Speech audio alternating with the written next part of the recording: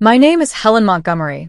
I am 68 years old, and I live in a modest, pale blue house on the edge of Charlottesville, Virginia. It has 2 bedrooms, a small flower garden out front, and a back porch that catches the sun just right in the morning.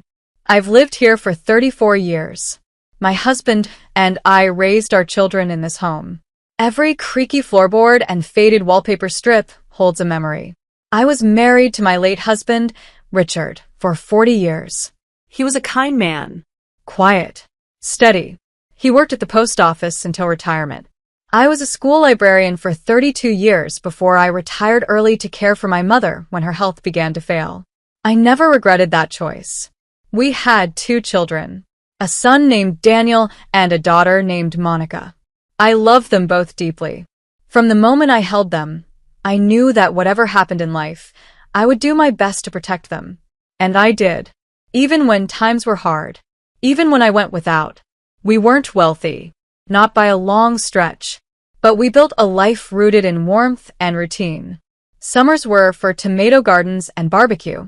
Winters were filled with warm casseroles and handmade quilts. We did not have much, but we had each other. When Richard died 9 years ago, everything changed. Not all at once, but like a roof slowly starting to leak, letting the weather in. Some losses are loud.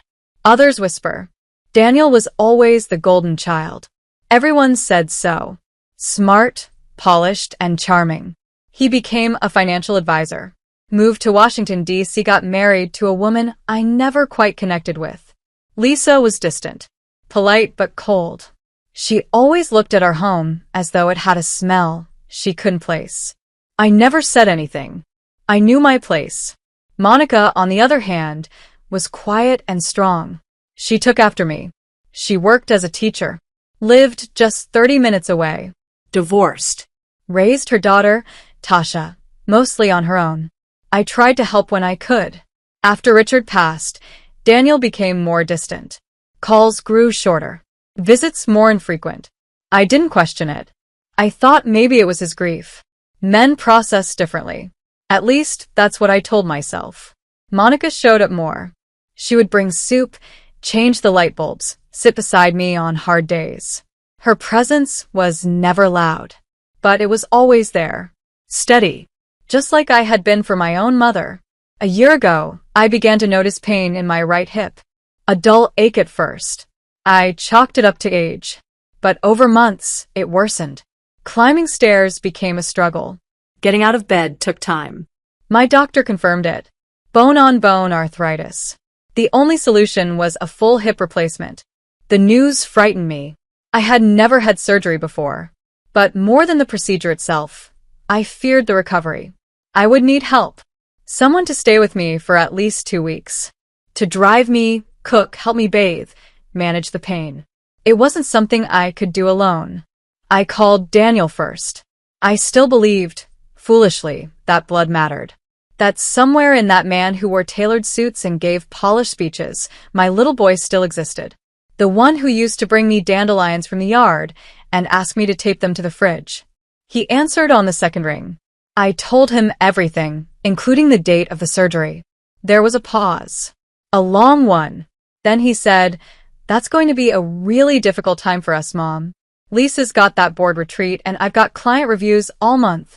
Plus, with the kids' schedules, I don't think we can make it work." I sat in silence. My mouth open, but no sound coming out. He continued, "Why don't you just hire someone? I'm sure Medicare covers that. Or maybe a neighbor." He said it like I was asking for a ride to the store. Like my bones weren't being cut and replaced. Like I hadn't once stayed up 3 nights straight when he had the flu at age 9. I felt something in me crack. It wasn't loud, but I knew in that moment something had shifted. "All right," I said softly. "Thanks for listening." He said he would call me later. He never did. That evening, I called Monica. I didn't even have to ask. She heard it in my voice. "I'll be there," she said. "Just tell me what time." I cried after he hung up. Not from pain, but from something else. That quiet grief that comes when you realize what you truly mean to someone. The surgery was scheduled for a Tuesday morning in March. Monica arrived the night before with a duffel bag, a bag of groceries, and a notebook filled with instructions she had written after researching hip surgery recovery online. I looked at her as she unpacked soup cans, folded towels, and wrote reminders on the fridge. She wasn't flashy. She wasn't wealthy. But she was here. In the hospital, I remembered drifting in and out. The pain was heavy, but so was the medication. Through it all, Monica stayed. She sat by my bedside. She fed me ice chips. She helped me to the bathroom. She wiped my tears without ever calling them weakness. 2 weeks passed. Then 4. Monica took leave from work to care for me. Never once did she complain. Not once did she make me feel like a burden. I kept waiting for Daniel to call. To check in. To ask how I was doing. But he didn't. Eventually, I stopped waiting. It was during that 4th week of recovery, while sitting on the porch with Monica, watching the birds pick at the feeder, that the thought first came to me. A whisper. What if I changed everything? What if I stopped rewarding absence? What if I stopped pretending love had to be blind? That thought lingered, like a quiet shadow. I didn't say anything then. Not yet. But in my heart, a door had opened. And this time I didn't close it. The pain from the surgery was expected. It came in sharp waves. But it passed, little by little, with every careful step and long night. What I did not expect was the deeper pain. The kind that curled itself around my chest and made it hard to breathe some days. Not once did Daniel call to ask how I was healing. Not a single message. Not even a forwarded text from Lisa or one of the children. It was as if I had vanished from their world. I did not tell Monica. I didn't want to pour the weight of my sadness onto her shoulders. She was already carrying so much. I smiled when she asked how I was feeling. I nodded when she said I was making progress. But inside, I was unraveling. Each night, after she had gone to bed, I would sit alone in the living room with my blanket across my lap and the television low in the background. I would think back to the days when Daniel used to sit beside me during storms, pressing close to my side. The boy who once cried when I forgot to pack his favorite snack for school. The boy who ran to me, arms wide, whenever I picked him up from baseball practice. Where had he gone? I started to revisit moments in my life. Quiet sacrifices that had been made without applause or recognition. The nights I skipped dinner so they could have seconds. The Christmas I returned Richard's gift so I could buy Monica's ballet shoes. The mornings I woke at 4 a.m. to prepare lunches before catching the early bus. I had poured myself into motherhood. Without bitterness. Without expectation. But I had hoped, at the very least, for decency. And now, when I needed the smallest kindness, my own son had vanished behind excuses and silence. I didn't call him again. I didn't chase his affection. That season of my life had ended. 3 weeks after the surgery, Monica returned to work. She came by in the mornings to check on me. She left prepared meals in the fridge. Tasha, her daughter, visited on weekends. She brought puzzles, folded laundry, and played soft music while I napped. One afternoon, while Tasha read to me from her school book, I noticed Monica's work bag on the table. A simple brown leather bag, worn around the edges. I remembered when she bought it. 3 years ago. She had saved for weeks. I thought of Daniel's sleek briefcase. The kind made from imported leather.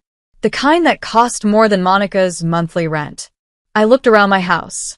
The house Richard and I had built together. The house filled with decades of effort and love. The deed was in my name. The savings account. The small investment Richard had left behind. It was not a fortune, but it was enough to matter. Enough to change a life. That night, I did not sleep much. I stared at the ceiling and listened to the soft hum of the refrigerator and the ticking of the hallway clock. In the morning, I called my lawyer. His name was Harold Mason. He had drawn up our wills years ago. A steady, trustworthy man.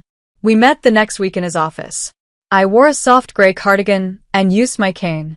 Monica drove me, but I asked her to wait in the car. I needed to do this alone.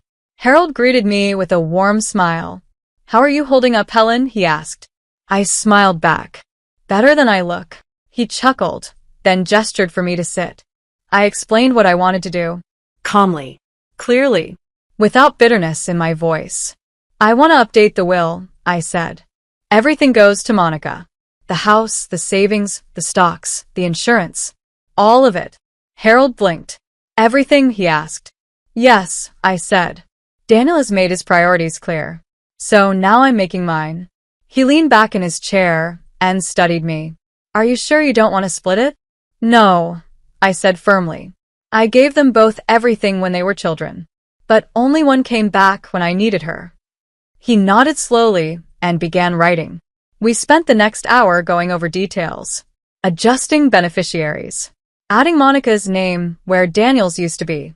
I felt no rage, no resentment, only clarity. When it was done, Harold printed the documents. I signed them with a steady hand. Then I folded my copy neatly and placed it in my purse.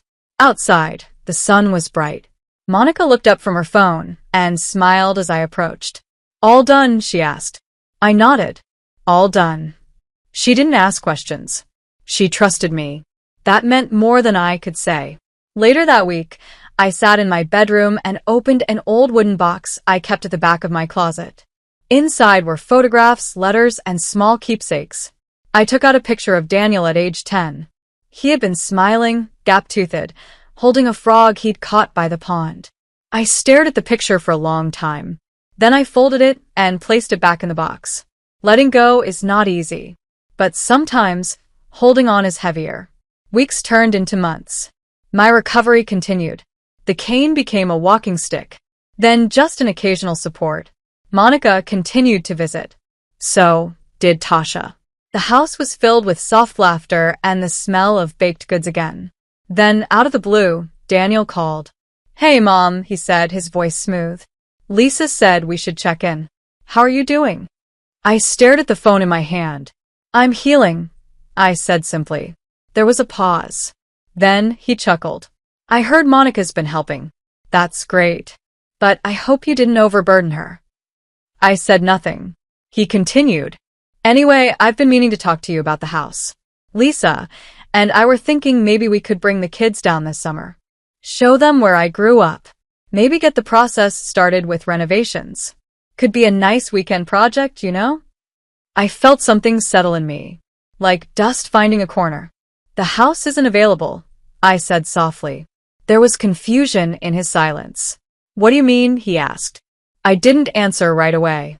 I let the stillness stretch. Then I said, Daniel, the house doesn't belong to you. It never did. He laughed nervously. Well, I mean, it's family property. No, I said gently. It's mine, and I've already made arrangements. His voice grew tight. Arrangements? Yes, I said. You don't need to worry about it. He didn't respond. Just silence. Long and uncomfortable. I ended the call soon after. It was not revenge. It was recognition. Recognition of who showed up. And who didn't? The silence from Daniel after our last call lasted almost 3 weeks. Then one afternoon, while I was folding laundry and humming to myself, my phone rang again. I recognized the number. But this time, I let it ring. I didn't owe him my time anymore. He left a voicemail. His voice was lighter, almost performative. Hey, Mom. Just following up on our chat. I'd really love to know what's going on with the house. Lisa and I think we could turn it into a vacation home, or maybe something even better. You know, preserve it. For the grandkids. Anyway, let's talk soon. I deleted the message. For the first time in my life, I did not feel guilty. Not for ignoring my son. Not for choosing peace. Not for letting go. That week, I invited Monica and Tasha over for dinner. I had started cooking again. Slow and careful. But it gave me purpose. I made chicken stew, cornbread, and Monica's favorite chocolate pudding. We sat around the table like we used to when she was little. No phones. No tension. Just warmth. After we finished eating, I took out an envelope and handed it to her. What's this? She asked, frowning a little. Open it, I said. She pulled out the first page and began to read. Her eyes moved slowly, carefully, then stopped. She looked at me. Mom. I nodded. Yes. Everything is now in your name. She shook her head. You didn't have to. I did, I said softly. You showed up. You cared. You didn't ask for anything, but you gave everything. I want you to have what your father and I worked for. I want it to go to someone who understands its value. Tasha looked between us, confused but curious. Monica wiped her eyes. But what about Daniel? She asked. Her voice was hesitant, not accusatory. I met her eyes. Daniel made his choice. I'm making mine. She sat quietly for a moment. Then she reached across the table and held my hand. No words were needed after that. The next week, I visited the bank with Monica. We updated everything together. I gave her co-signing authority. We sat with Harold again and finalized the updated trust and legal documents. Everything was smooth. Clean. Quiet. Daniel called 2 more times after that. Once, he left a voicemail saying he had concerns and that maybe we should rethink some things before it's too late. The second time, his tone changed. Mom, you're being manipulated. I know Monica's trying to get everything. You need to call me back. I did not respond. I had no interest in defending my decisions to someone who had already made me invisible. One afternoon, Monica stopped by after work with a small plan in her hands. A peace lily. For you, she said. For your windowsill. I smiled. Thank you. It's beautiful. She helped me place it near the kitchen window. The sunlight touched its leaves. It looked like it belonged.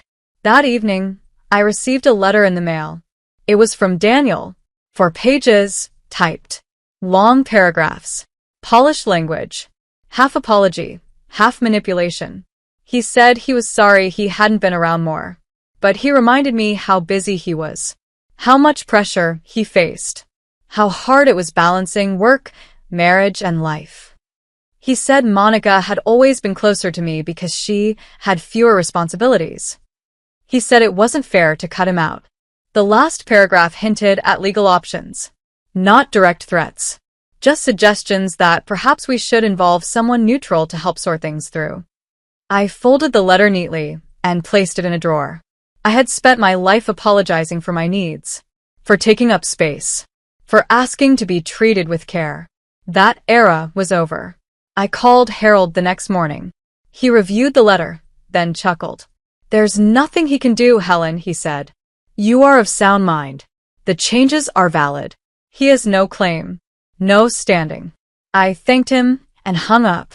Then I called Monica. Would you like to help me plant a small garden this spring? I asked. Her voice brightened. Of course. What are we planting? I smiled. Tomatoes. And something pink. I haven't decided what. The weeks passed quietly. Daniel didn't call again. Maybe he realized the door was no longer open. Maybe he was busy protecting his image. Either way, the silence was a gift. One day in late April, I stood in the backyard with Monica, holding a small shovel and feeling the soil beneath my shoes. My hip ached a little, but I didn't mind. The ache reminded me I was still healing, still alive. Tasha joined us, carrying pots and gloves. We planted marigolds and basil. We dug into the earth and filled it with hope. That night, as I looked out from my porch at the small, blooming garden, I felt something settle in me. I had done the hard thing, the right thing, not out of anger, not out of revenge, but out of love. Love for myself, love for the daughter who never left, love for the peace I had earned. The house is quiet these days, but it is not lonely. The silence feels like an old friend. It wraps around me gently, offering space to breathe, think, and simply be. I wake early. I boil water for tea. I sit on the porch and listen to the morning birds. There's a small notebook I keep beside my chair. I write little things in it. Recipes. Dreams I remember. Thoughts that rise and fall like tides. I've come to understand that aging is not a descent. It's a shedding. A gentle peeling away of what no longer serves you. The noise. The clutter. The people who only come around when it benefits them. Now, only the essentials remain. My hip still aches from time to time. I keep a heating pad nearby, and Monica checks in often. Sometimes she brings groceries. Sometimes she brings nothing but her presence, which is more than enough. Tasha visits too. She helps me upload photos on my phone. She teaches me new words from her favorite books. We bake on Sundays. Small cookies shaped like hearts. One afternoon, I found Monica staring at the garden we planted together. She was quiet, her fingers brushing against the leaves of the basil. I stepped beside her. "What are you thinking?" I asked. She shrugged. "Just grateful." I reached for her hand. "Me too.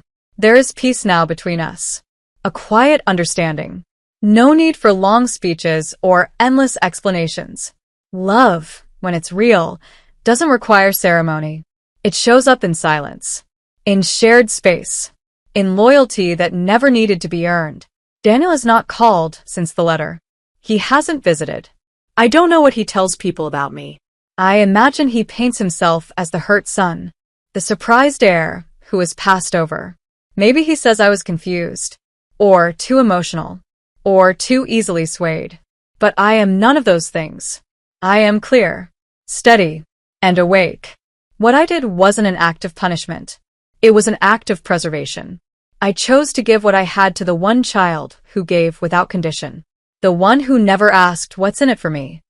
The one who stood at my side not because she had to, but because she wanted to.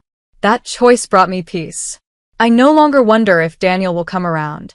I no longer hold space at the table for people who chose to walk away. I don't feel bitter. I feel free.